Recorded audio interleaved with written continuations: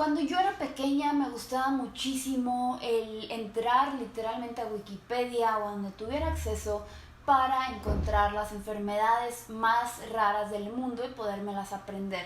Es una práctica que yo hacía muy seguido, yo disfrutaba muchísimo ver las fotografías y ver y entender todos los padecimientos, todo lo que el cuerpo humano es capaz de hacer.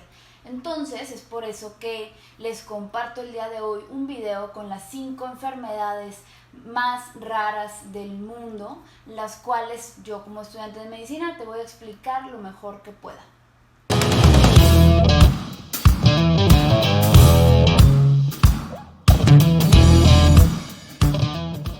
Hola amigos, estoy muy contenta de estar de regreso con este video nuevo.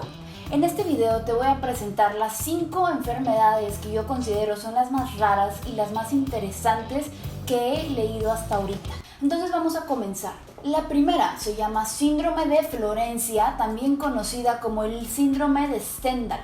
Esta enfermedad es muy curiosa porque se caracteriza por ser un trastorno psicosomático. Psicosomático significa que son los pensamientos, es la psique del individuo influyendo en su organismo. Consiste en la aparición de un cuadro de ansiedad, temblores, palpitaciones, confusión, puede sentirse muy alterado el individuo, pero este cuadro solo se va a presentar ante la presencia de obras de arte hermosas.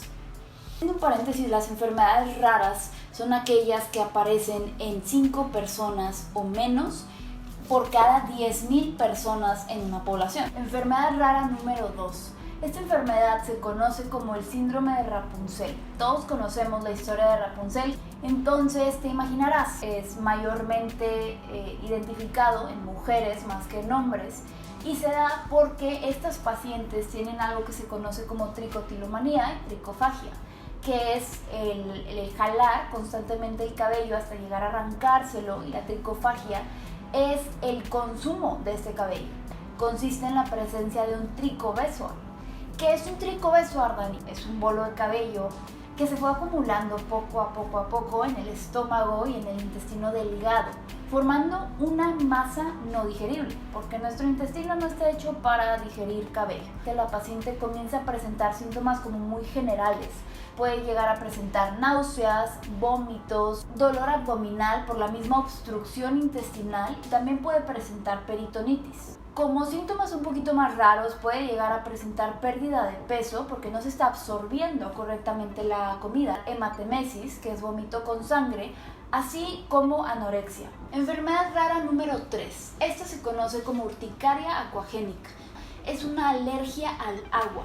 Y es bien curioso porque sin importar la temperatura a la que el agua esté, al momento en el que ésta hace contacto con la piel de tu paciente, el paciente comienza a desarrollar manchas rojas o bultos rojos, conocidos como urticaria.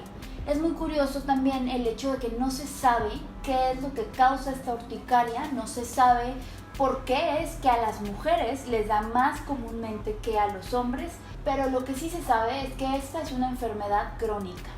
Existen 2 hipótesis que intentan explicar qué es lo que sucede en la urticaria acuagénica, cuál es la causa. La primera es que hay alguna sustancia como en el agua, que es la que va a estar causando que al momento de tener contacto con la piel del paciente, el mismo sistema inmune reaccione contra la sustancia, no contra el agua. Y la segunda hipótesis dice que el paciente tiene alguna sustancia sobre su piel la cual reacciona al tener contacto con el agua. Esta reacción es lo que causa las ronchas conocidas como urticaria. Esta enfermedad no es hereditaria y rara vez vas a encontrar a 2 miembros de una misma familia o más que tengan esta alergia tan peculiar. La siguiente enfermedad se conoce como deficiencia del almacenamiento del glucógeno tipo 1. Es que hay una deficiencia en una enzima conocida como glucosa 6-fosfato deshidrogenasa. Las personas que tienen esta enfermedad resulta que no pueden desdoblar el glucógeno en glucosa, sabiendo que el glucógeno es la forma de almacenamiento de glucosa del hígado.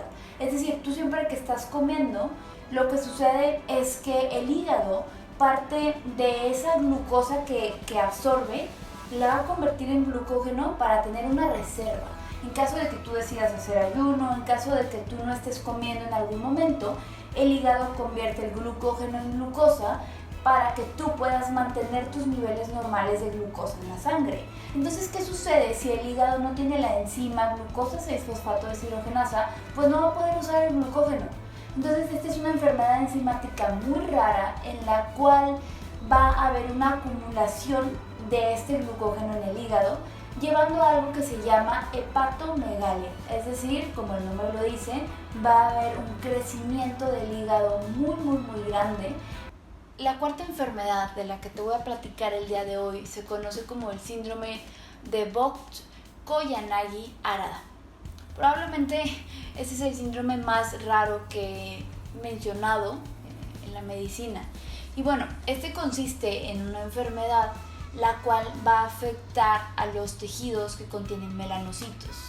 Se considera que es autoinmune por la presencia de una proteína que se llama HLA-DR4 y va a tener 3 fases. En ese sentido es similar a la sífilis. Lo que sucede es que la primera fase se conoce como la fase neurológica porque va a haber síntomas de meningoencefalitis. ¿Qué es esto? Que va a haber la presencia de inflamación en las meninges, en el cerebro, va a haber glóbulos blancos en el líquido cefalorraquídeo, otro tipo de síntomas neurológicos como es el tinnitus.